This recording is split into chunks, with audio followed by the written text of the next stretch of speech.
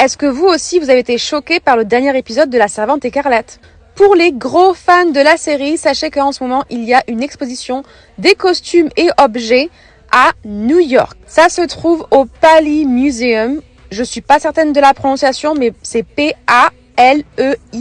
L'exposition est assez petite, ça dure pas plus de 15 minutes honnêtement, mais ça se trouve dans un musée de l'audiovisuel, donc il y a plein d'autres choses à faire. Ils ont entre autres une salle avec plein de films de toutes les séries que tu peux imaginer, et certains qui ne sont visibles que dans ce muséum. Mais je ferai une autre vidéo sur le sujet. Bref, on continue la visite, donc là on peut voir le costume de Serena, ou Serena, des objets de Gilead, on peut voir le petit panier de course. Ensuite, voici le costume de Nick.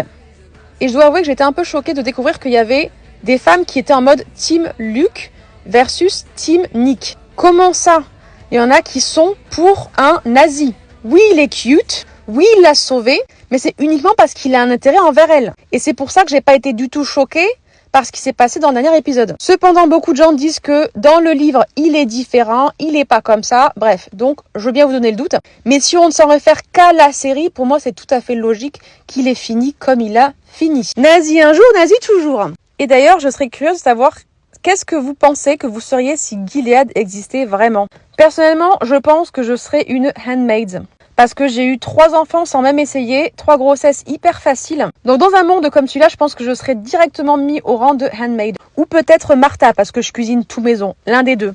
Ici, on peut voir la tenue de Tante Lydia avec le petit emblème et ensuite on voit celle des enfants. D'ailleurs, grosse surprise dans ce musée, ils m'ont donné le livre de La Servante écarlate. Donc ce sera clairement ma prochaine lecture. Donc si vous ne l'avez pas lu, n'hésitez pas à demander au monsieur qui s'occupe de l'exposition s'ils ont encore des livres à donner. Et voilà, le tour est fini. N'oubliez pas de me répondre dans les commentaires et surtout de vous abonner si vous voulez découvrir plein de choses à faire lors de votre prochain voyage aux USA.